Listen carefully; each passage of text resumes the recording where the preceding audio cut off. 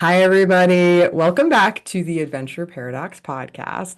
And I have a very special guest with us here today. Yorona Boster is an advanced certified life coach, certified speaker coach, international speaker, and TEDx presenter. She's also the best-selling author whose work centers on the power and complexity of human communication.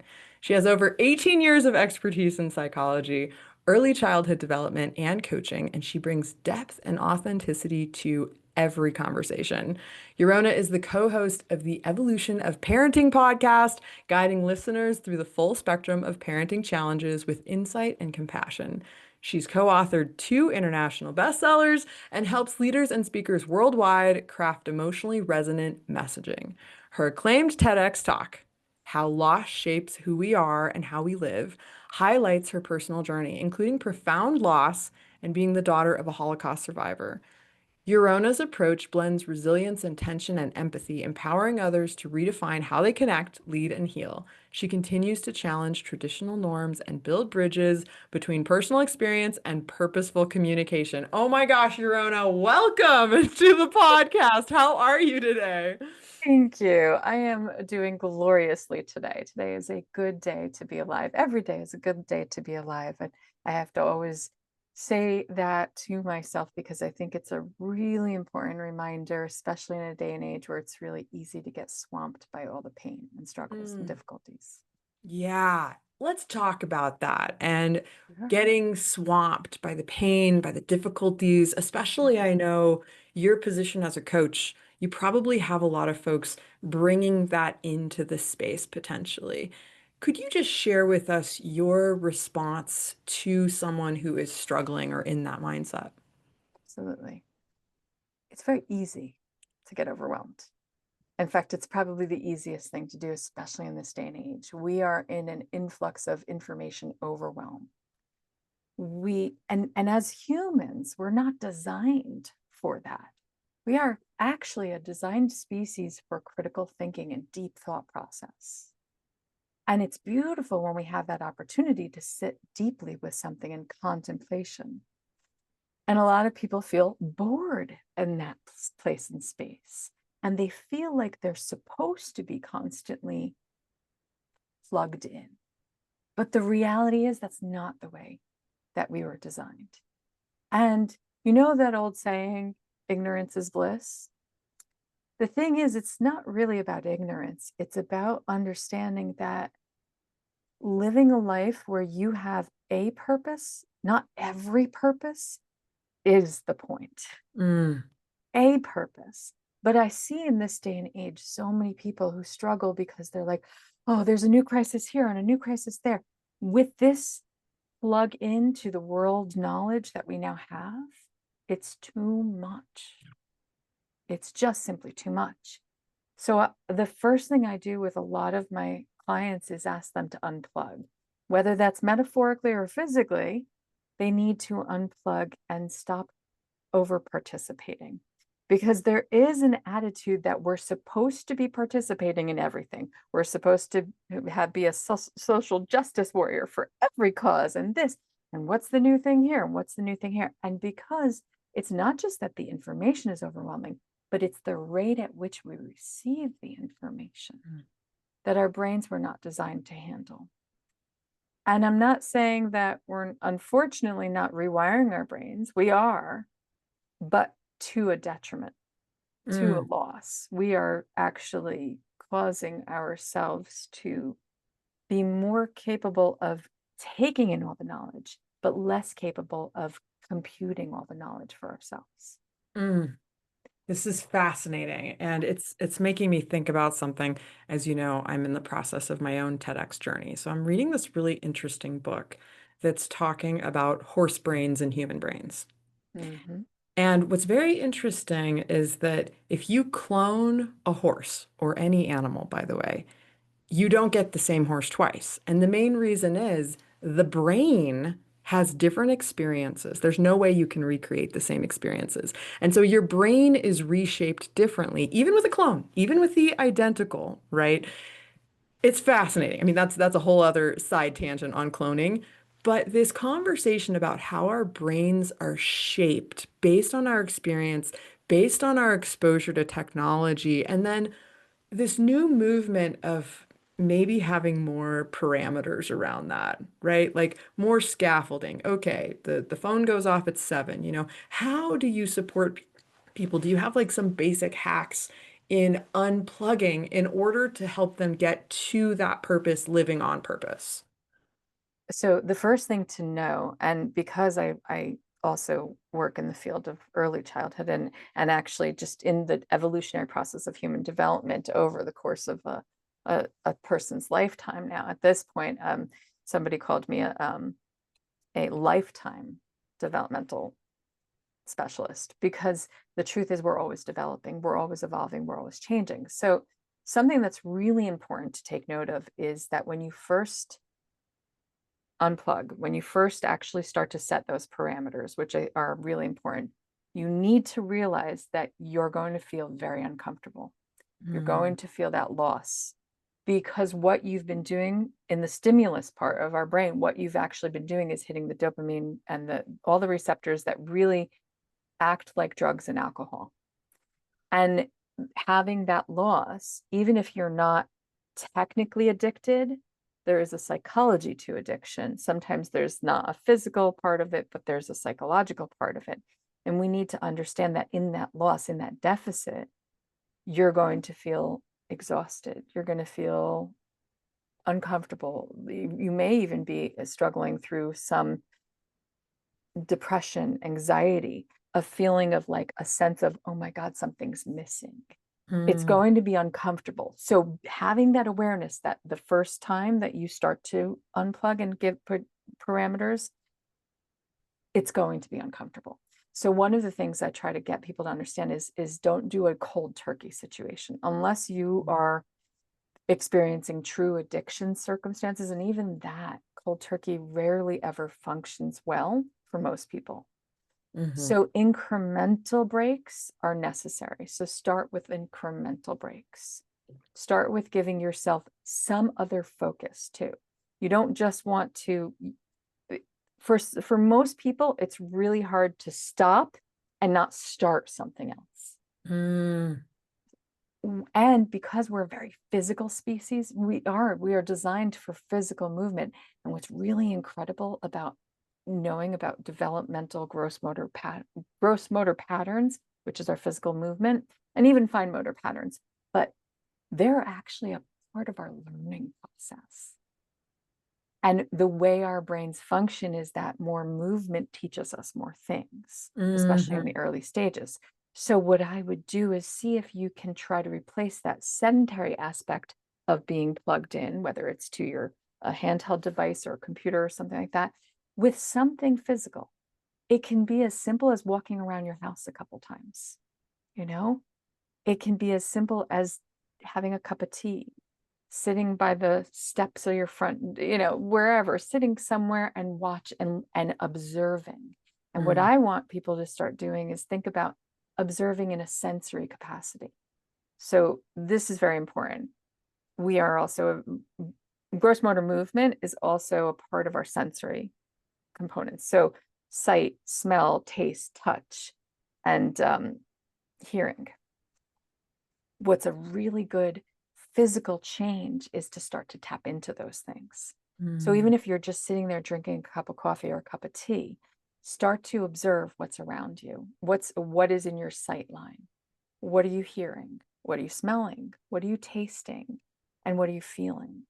Start to pay attention to your senses, because as soon as you start to tap into what your senses are telling you, it actually taps into the motor area of your body and it tells you what to do. Ooh, that sound is a little bit too much. I think I need to move away from that sound. Or that sight is so beautiful. I want to move into it. Okay.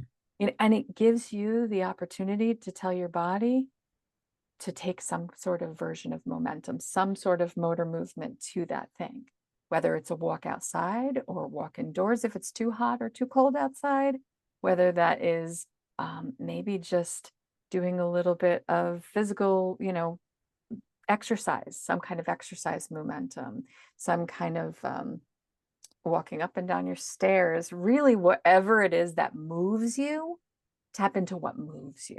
And that really helps you in that space of disconnect, in that, because when we're in that space of disconnect, like I said, it's really uncomfortable.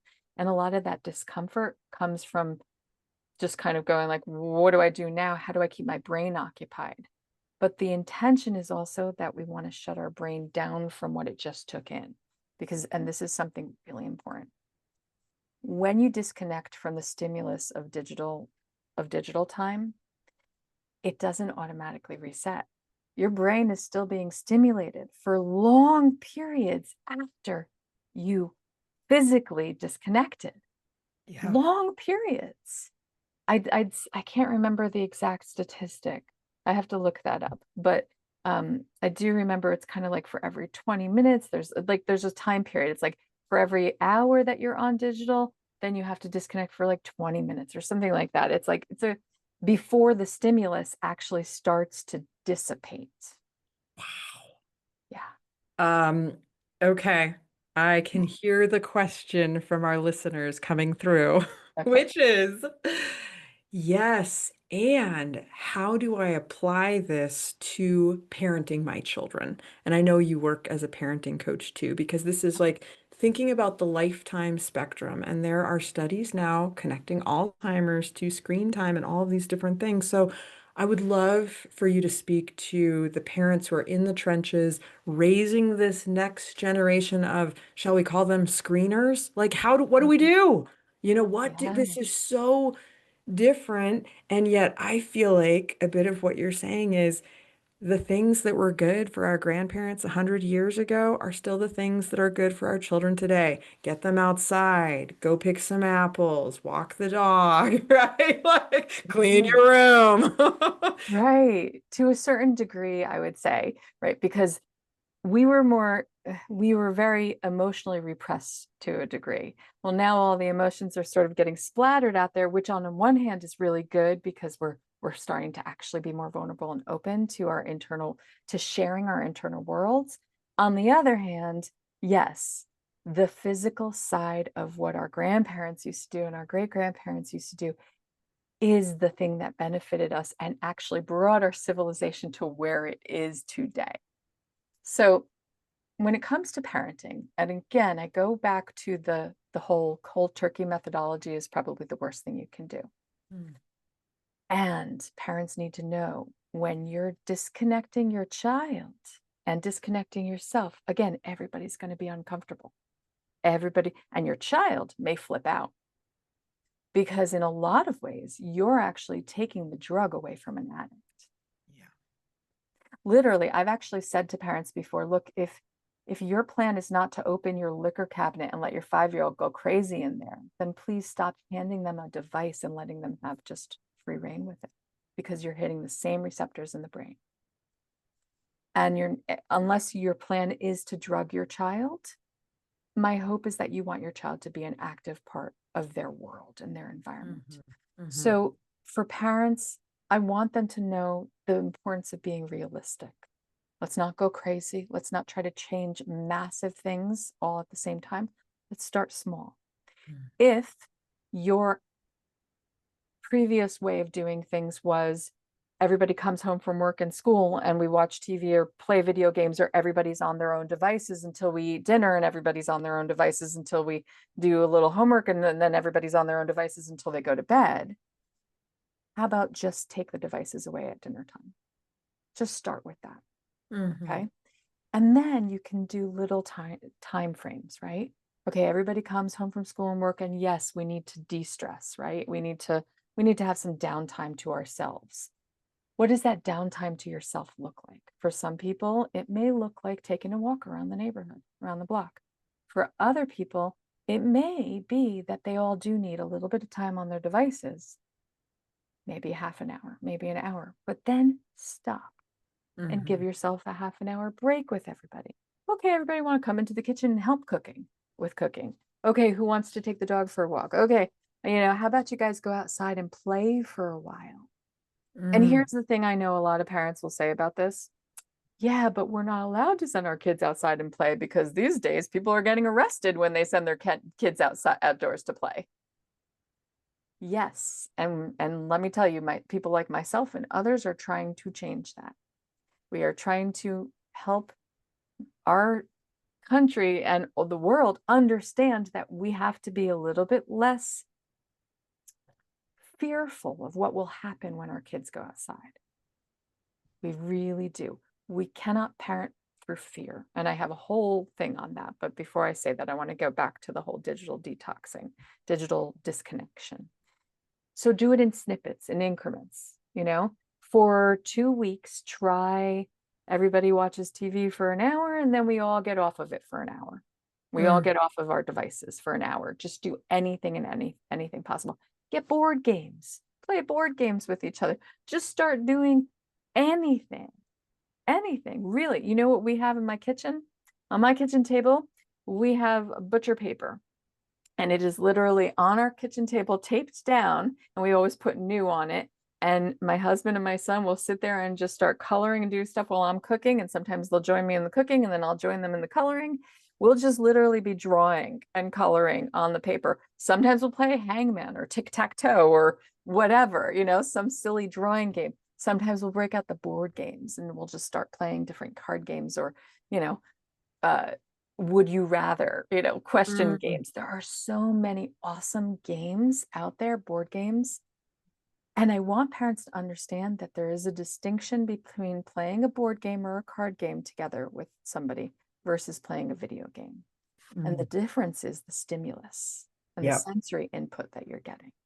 Yep. When you're playing a board game together, the sensory input is from the people around you. When you're Mhm. playing a video game, the sensory input is from the game, that game. And it's not actually the same kind of socialization as it is when you're playing a board game or a card game or something like that. Sure. There's a social intelligence difference in those two things. I'm not saying that you can't get some measure of social intelligence from playing a cooperative game together, video game, but it is a very different stimulus and sensory input.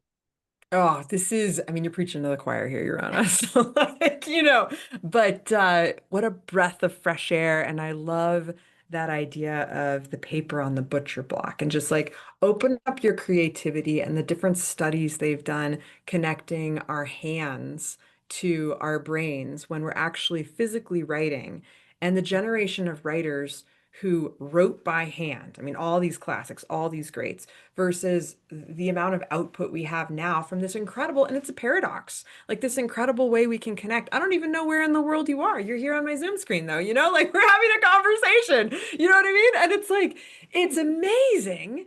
And we can connect at this deep level. And yet the other side of it is we are actually still just connecting through a screen. Like our brains, as we're sitting here in this Zoom call, are firing and activating and the nervous system response, and hence the call back to five senses meditation and somatic work. And like as you were talking about that a little earlier, I was thinking about Peter Levine's work. I'm not sure if you're familiar with Waking the Mhm. Tiger, but how after almost getting killed by the lion, the deer will shake, like full body response, and that we are forgetting to figure out. And so I love the physical. How do we work through? And my big thing is, we'll do this work here and then going out to the barn and we're going to barrel club and like I'm deep in it with the horses and that phone is away and present with children. And I feel like a space a lot of us are getting hung up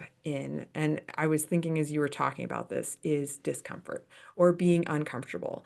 And I Mhm. know that your TEDx talk touches on grief and touches on loss. And as you were talking about that, I was thinking about like the five stages of grief. And, Mm. basically they're different stages of being uncomfortable, and working through that. And I think our listeners really need to hear. How do you work through those? Because a lot of us, I think we're having this collective grief of who we used to be, right? And who we're becoming. And the other thing that's so Mhm. scary, as you were talking about, like the board game versus, the Right. screen game. Video game.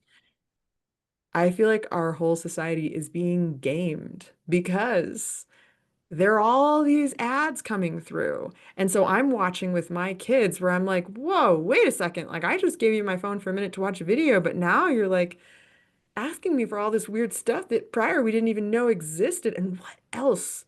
if you remember the old videos of like Coca-Cola doing like a flash, Right, and that's now illegal, right? But like all right, these, it's happening so fast. We don't even have laws for protection, right? right, So right. instead of coming from a place of fear, just the place of reality, which is that we are creatures who go through anger, loss, all these things. And how would you speak to those, especially grief?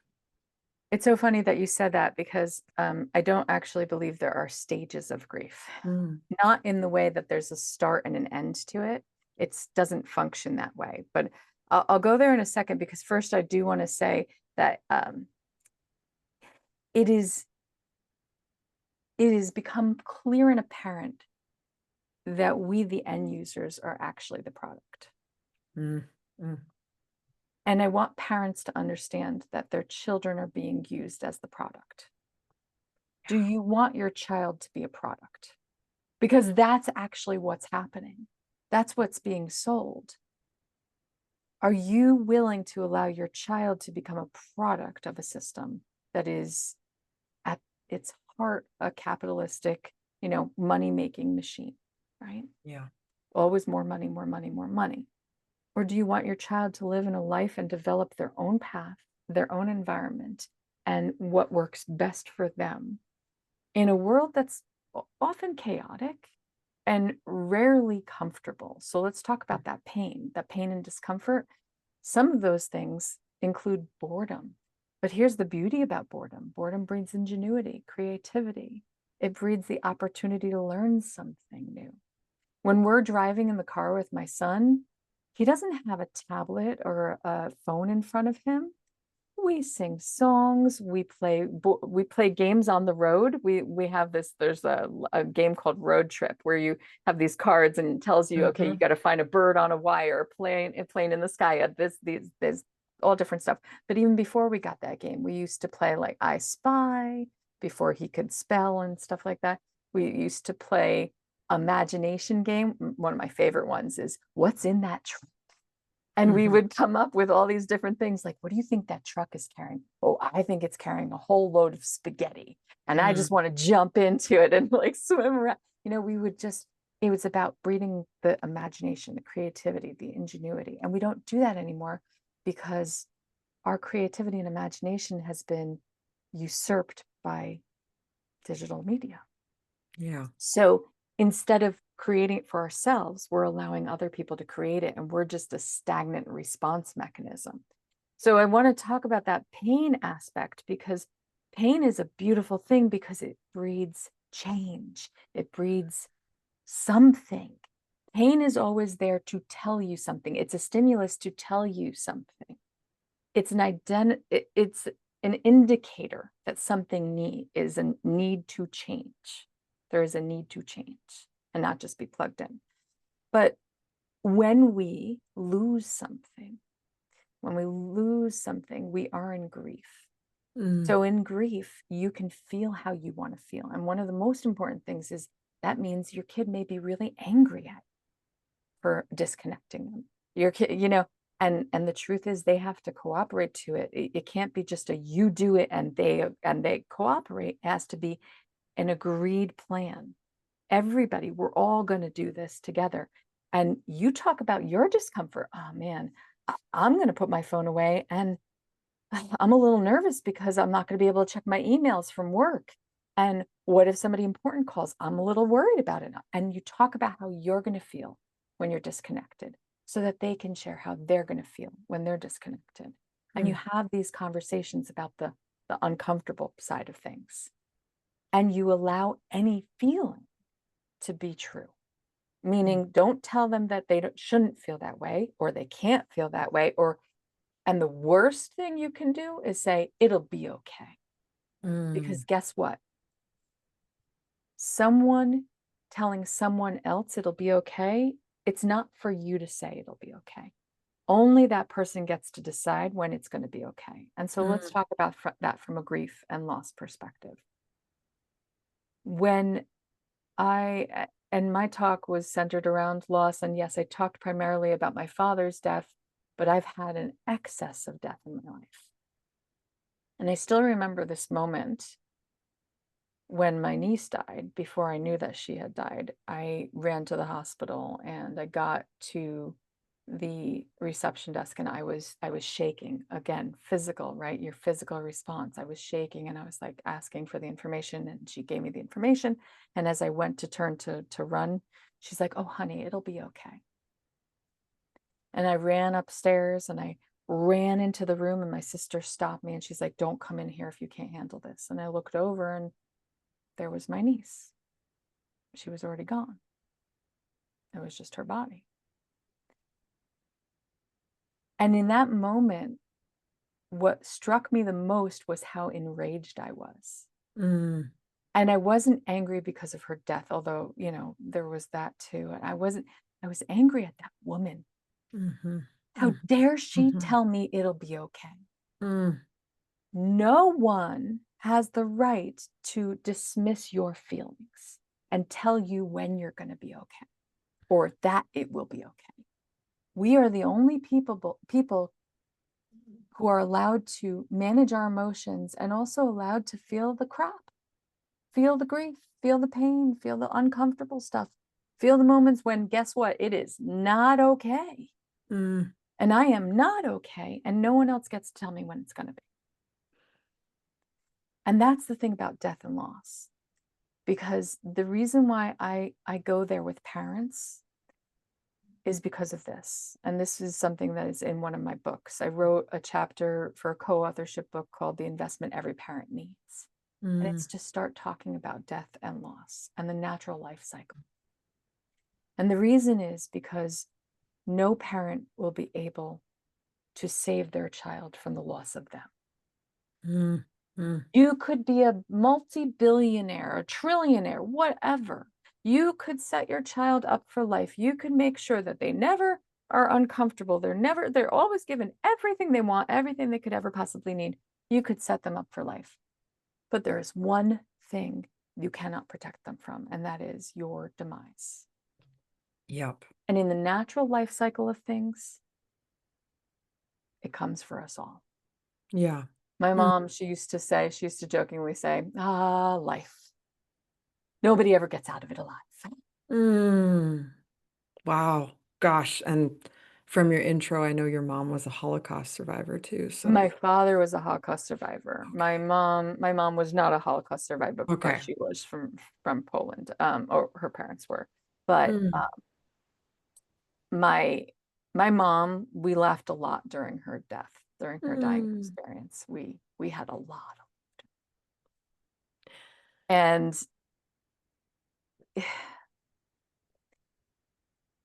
one of the things that I have come to really firmly believe is that we cannot be here without death.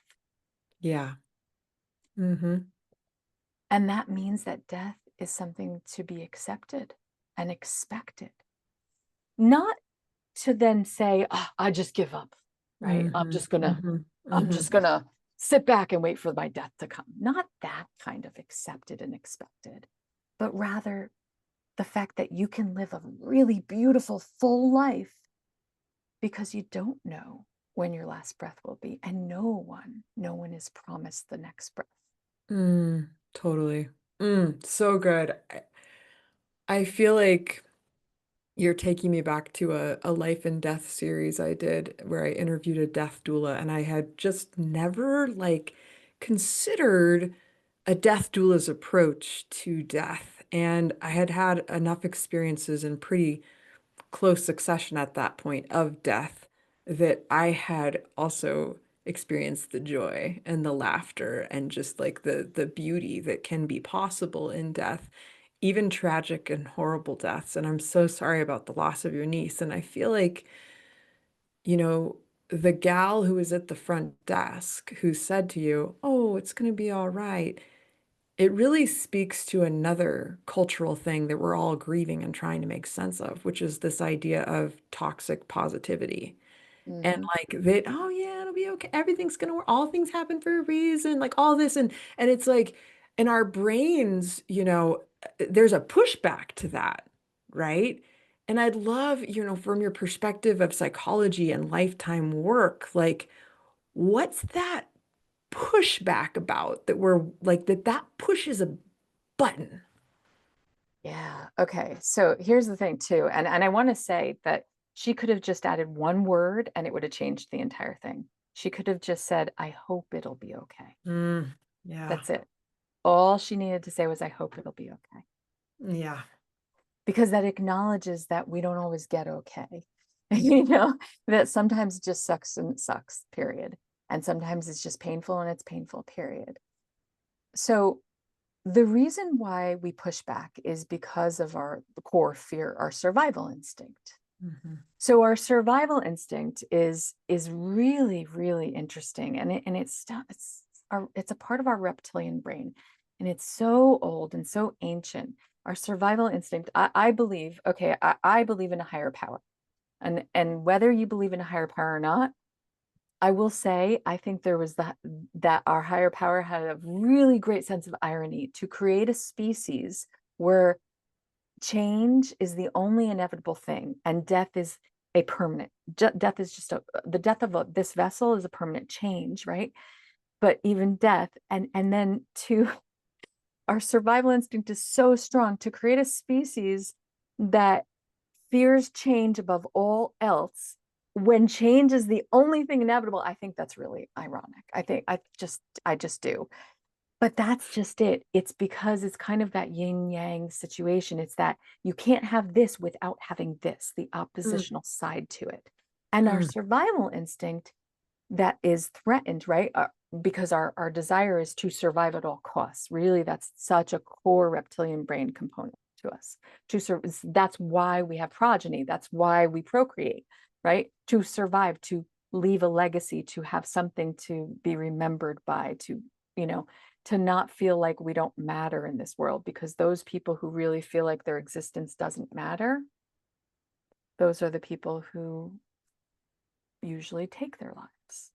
mm. Because at the core of it, when we honor the value of being, it simply means that we exist, therefore we matter. But when we don't believe our existence matters or survival matters, that changes things, right? So because of our survival mechanism, to go back to that, to answer that question, our survival instinct says, I have to survive this thing.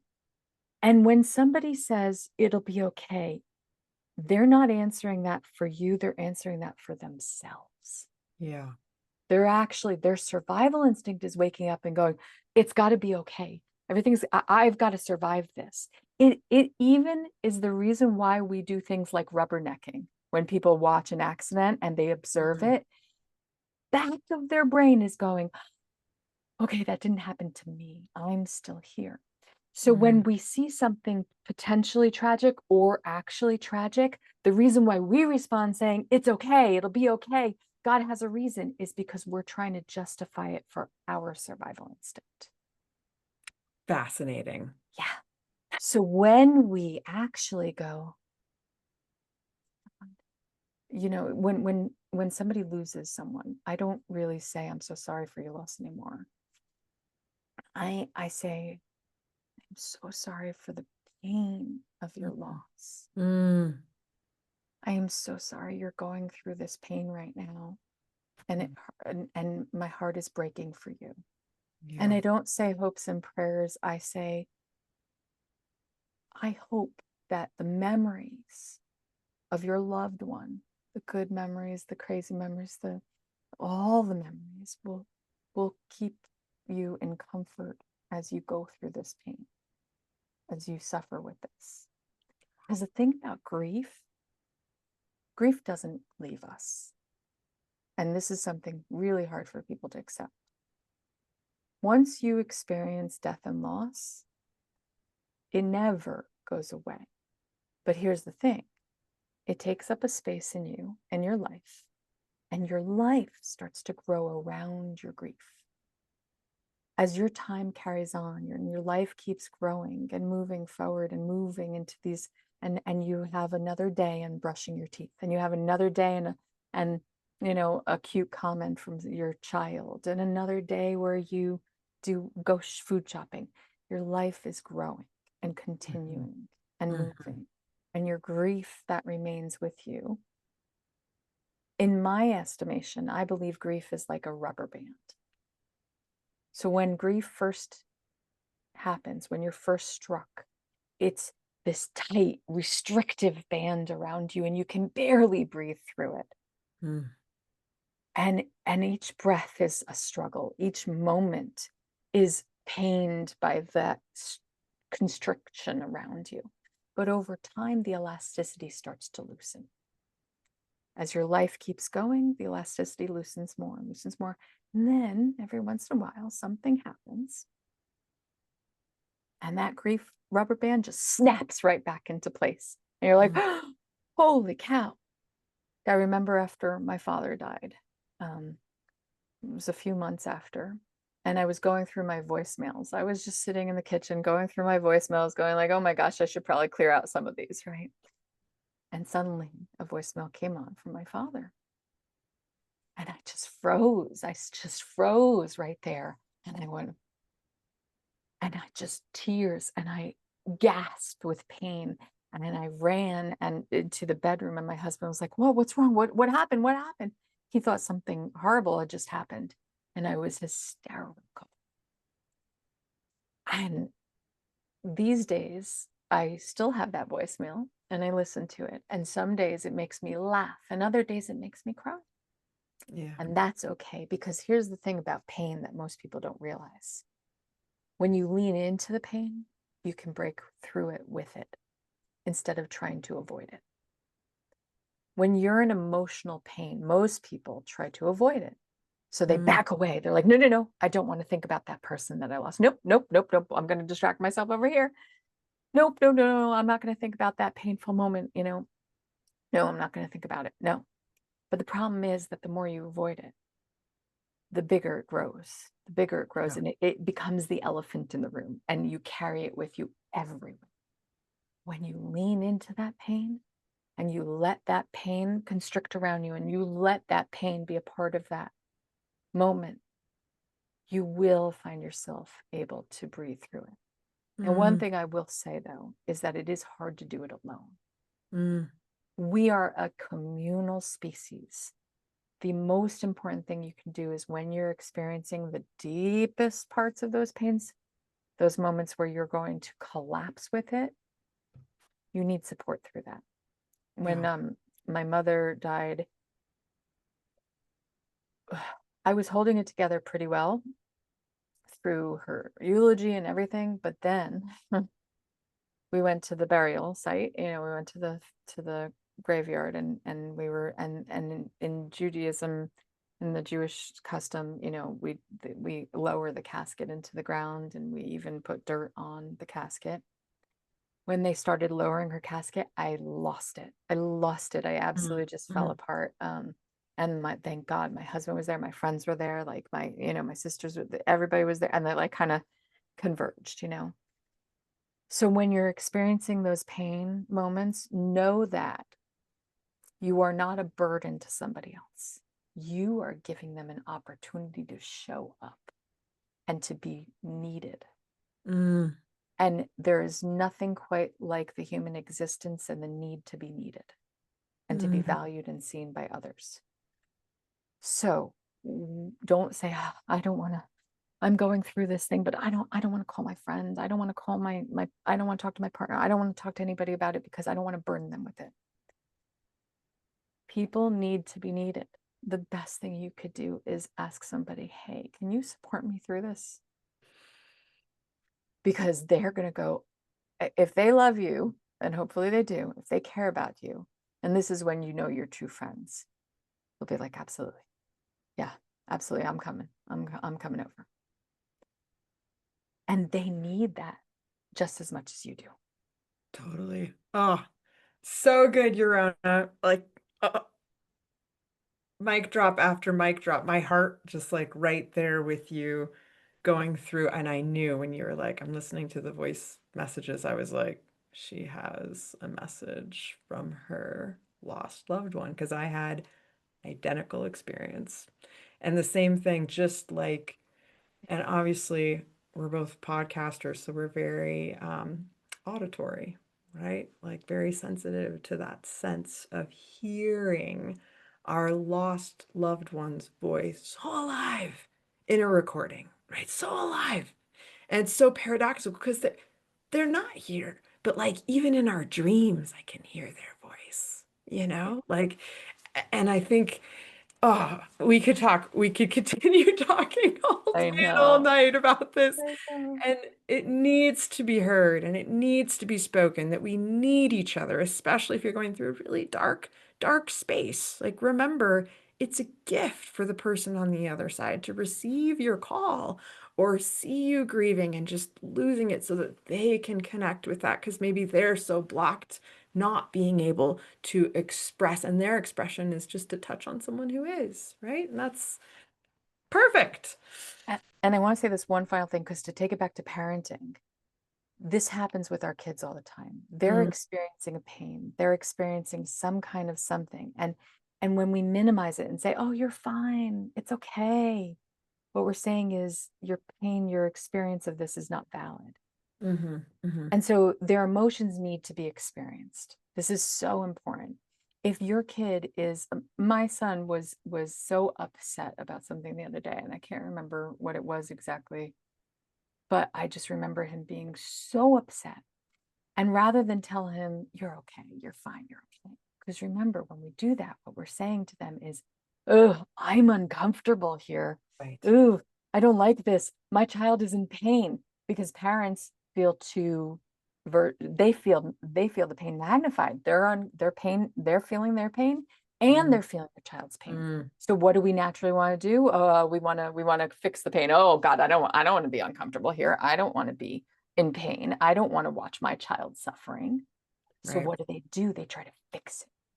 They try, and in trying to fix it, in trying to fix someone else's pain, you do their pain a disservice. You do them a disservice and you do their pain a disservice because you don't allow them to be a part of that pain and to move through it. Yeah. You tell them, no, no, no, cut yourself off from that pain. That's not okay. That's not acceptable. You can't feel that. I can't be uncomfortable here. You're uncomfortable. I'm uncomfortable. Oh my God, now we're both, oh, this is terrible. Right. So Right. the best thing you can do is breathe through it with them Yeah. and say, God, I see you, honey. I see how much that hurts you. Mm-hmm. Man, that hurts. And I got to tell you, I'm hurting too. I'm hurting for Mm, you. I'm hurting with you. mm. Man, this really sucks. And don't try to fix it. Just Yeah. be a part of it. Just be. I think we have such a, good feelings, bad feelings, right? Like that's back to that toxic positivity thing, Oh right? God. Like, There's no anyway, such thing. There's no such thing. no That's such thing. no such thing. I know we never got to talking about TEDx, and you have like a TEDx event you're now putting together. I don't know if you want to share about that, but if people want to find you, can you tell us how they'll find you? And this has been like such a moving conversation for me to the core. And I know our listeners are going to want to find you. So please tell us what you've got going on and like what's really lighting you up and where can they find you right now? Easiest way to find me is to go to YaronaBoster.com. Just go to my name.com because there is linked to the footprintscoaching.org, which is the parenting and loss work that I do. YaronaBoster.com is the speaker coaching work that I do in the speaking world that I work in. And I'm so happy to work with anybody who needs me. One of the things I will tell you that I love is individualized coaching because that means I can help you make the journey unique to you. And we're all unique human beings, which means that we all require unique support. So that is what I love to do the most. So if somebody's looking for that support in any way, shape, or form, whether through life coaching, parent coaching, loss, and struggles of that nature, or even an adult child with adult parents struggling in that respect, or you're a speaker, you're looking to upgrade your journey on the speaking world in the speaking world, and you need that support, come find me. Awesome. Thank you so much, Yorona. And remember, we'll have all of this in the show notes. So you can click on the link, take a walk, and then click on the link and dive in. All right. Thank you so much for sharing your gifts with us today. And we'll see you all or hear you all next time. Take care. Bye bye.